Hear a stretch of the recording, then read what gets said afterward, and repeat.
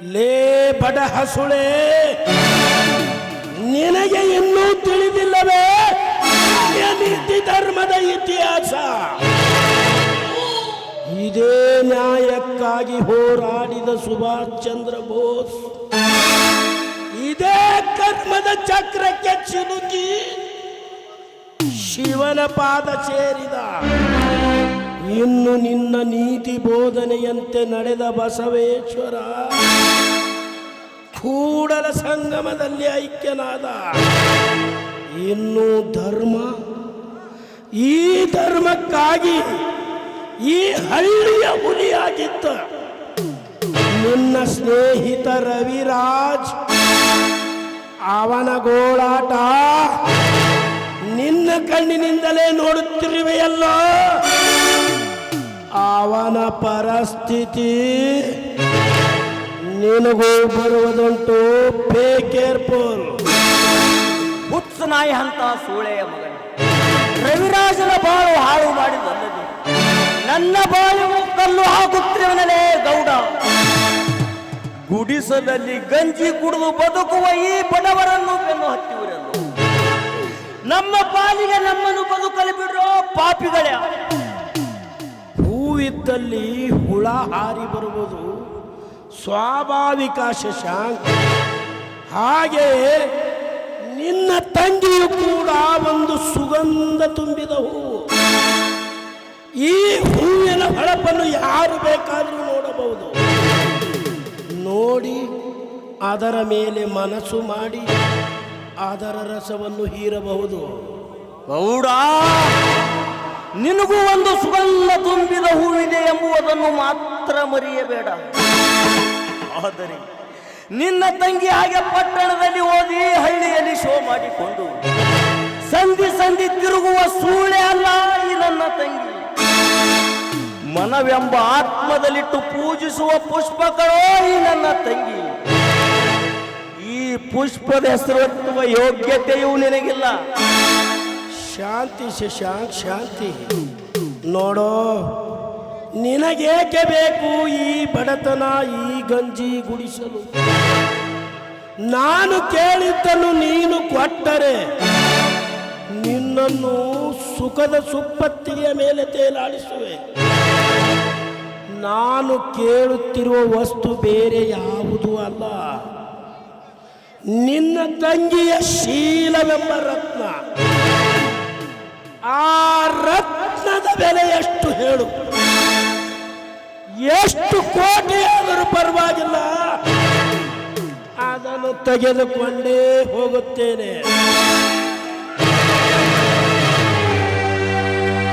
ಎಷ್ಟೈತಲೇ ನಿನ್ನ ಹತ್ತಿರ ದುಡ್ಡು? ನನ್ನ ತಂಗಿಯ ರೇಟ್ ಬೇರೆ ಕೇಳುತ್ತಿರುವನೇ ಆದರಕ್ಕೆ ಹುಟ್ಟಿದ ಸೂಳೆಯ ಮಗನೇ. ಲೇ ಗೌಡ, ನಿನ್ನ ಕೋಟ್ಯಾಂತರ ರೂಪಾಯಿ ಹಣವನ್ನು ನನ್ನ ತಂಗಿಯ ಕಾಲಿನ ಚಪ್ಪಲಿಯ ಉಂಗುಟದ ಕಿಮ್ಮತ್ತು ಆಗುವುದಿಲ್ಲಲೇ ನುಚ್ಚ. ಲೇ ಗೌಡ,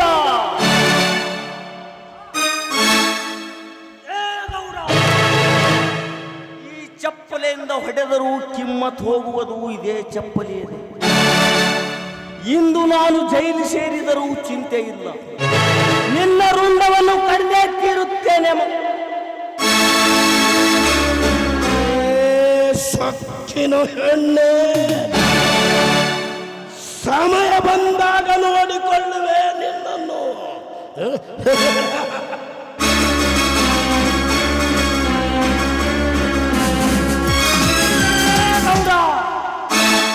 ಹೇಡಿಯಂತೆ ಓಡಿ ಹೋದರೆ ಬಿಡುತ್ತೇನೆ ಎಂದು ತಿಳಿದುಕೊಂಡ್ರೆ ಗೌಡ.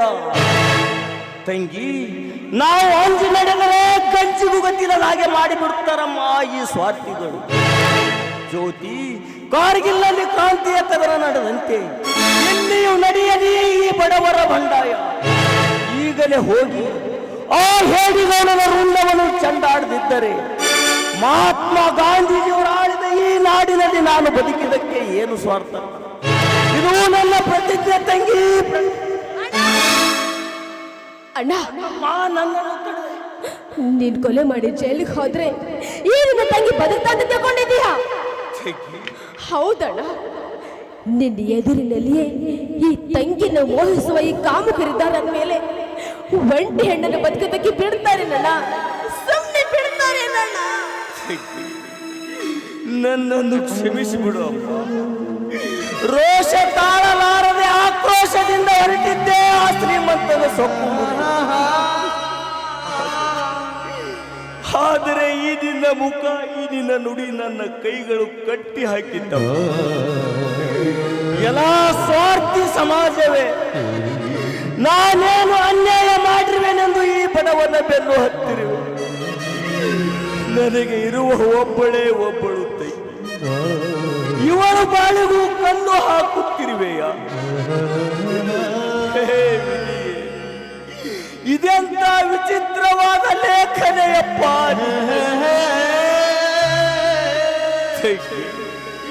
ಆ ಬ್ರಹ್ಮ ಈ ಬಡವನ ಹಣೆ ಬರವನ್ನು ಎಂತ ಯಮಗಂಡಗಳಿಗೆ ಬರೆದಿರುವುದು ಏನು? ಅಣ್ಣ, ನಮ್ಮ ಹಣೆ ಬರ ಹೇಗಿದ್ರೆ ಏನಂತೆ? ಈಗಿನ ಕಲಿಯುಗದ ಸ್ವಾರ್ಥಿ ಶ್ರೀಮಂತರ ದರ್ಪ ದಿನೇ ದಿನ ಹೆಚ್ಚಾಗ್ತಾನೆ ಇದೆ. ಇಂಥ ಕಲಿಯುಗದಲ್ಲಿ ನಮ್ಮಂತ ಬಡವರು ಬದುಕೋದು ತುಂಬಾ ಕಷ್ಟ ಅಣ್ಣ, ತುಂಬಾ ಇದಕ್ಕೆ ಕಾರಣ ಈ ಕಡು ಬಡತನ ಎಂಬ ಭಯ. ಅದೇ ದುಡ್ಡು ನಮ್ಮ ಹತ್ರ ಇದ್ದಿದ್ದರೆ ದೂರ ಸರಿದು ನಿಲ್ಲುತ್ತಿದ್ದರಮ್ಮ ಈ ಸಮಾಜದ ನಾವು ಇದೇ ರೀತಿ ಹೆದರುತ್ತಾ ನಡೆದರೆ ಎಡೆಗೆ ಹಾಯ್ದು ಹೋಗುತ್ತಾರೆ. ಅದಕ್ಕಾಗಿ ಸಿಡಿದೇಳಬೇಕು ಈ ಬಡವರು, ಸಿಡಿದೆದ್ದು ಕಿಡಿಕಾರಬೇಕಮ್ಮ ಈ ಬಡವರು. ಅಂದಾಗಲೇ ಸರ್ವನಾಶವಾಗುವುದು ಈ ಕಾಮುಕರ.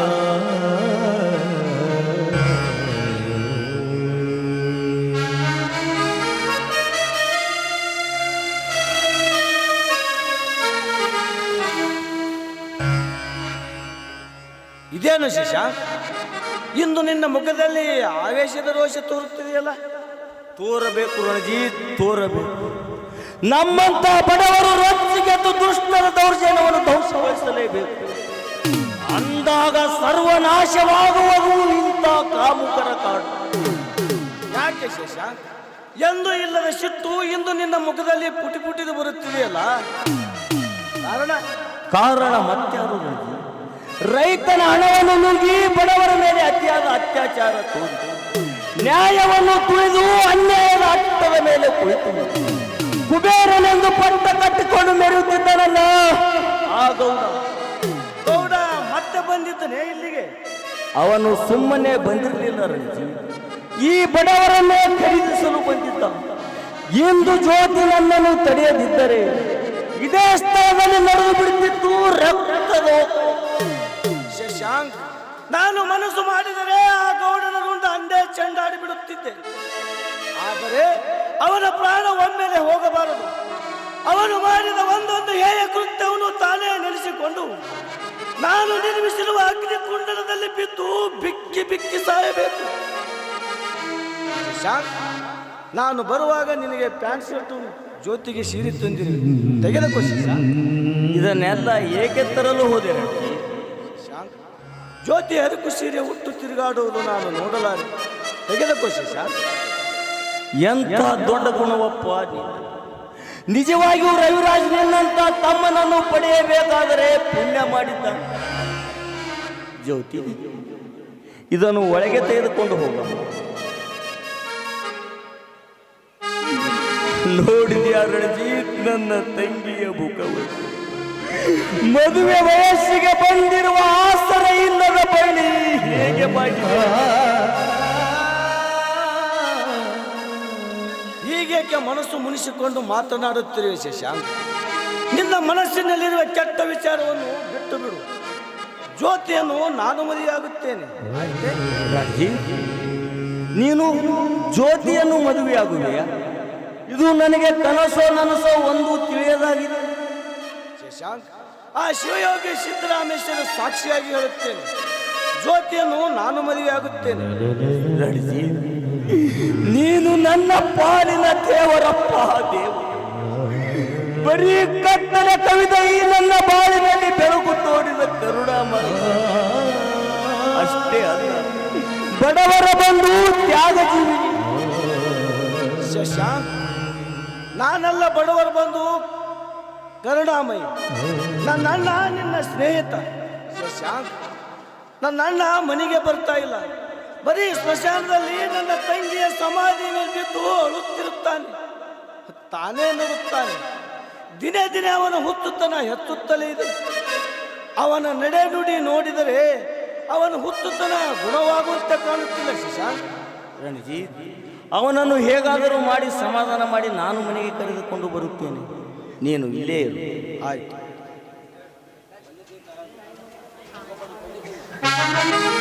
ಓ ನನ್ನ ಜ್ಯೋತಿ, ನನ್ನ ಪ್ರಾಣ ಕಾಂತಿ, ಸುರಿಸುವ ಒಂದು ಸುಂದರವಾದ ಗೀತೆಯನ್ನು. ಆಯ್ತು ರಾಜ.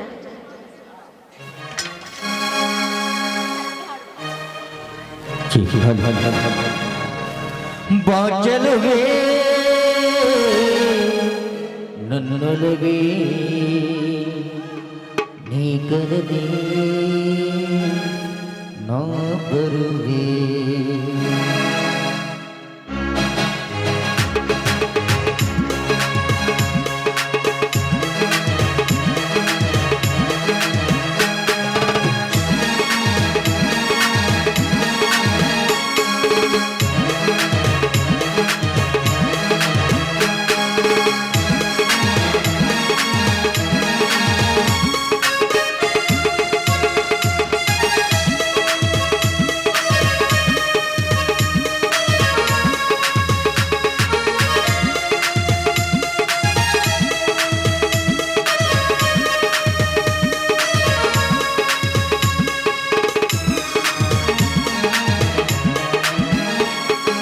ಬಾಚಲುವೆ ನನ್ನೊಳಗೆ ನೀ ಕರೆದೆ ನಾ ಬರುವೆ.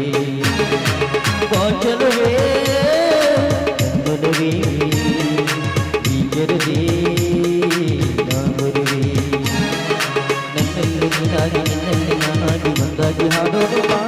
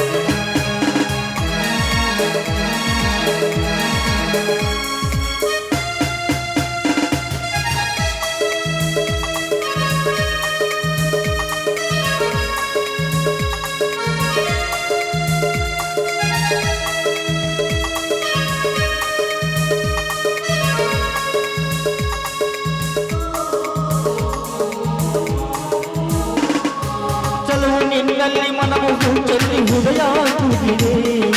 ಒಲವು ಮೈ ಮರೆಸಿ ಗೆಲುವುತ್ತ ಹರಿಸಿ ಮನವ ಕರೆದಿನಿ.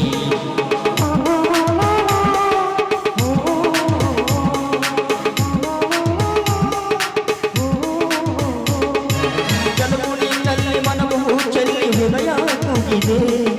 ಒಲವು ಮೈ ಮರೆಸಿ ಗೆಲುವುತ್ತ ಹರಿಸಿ ಮನವ ಕರೆದಿನಿ.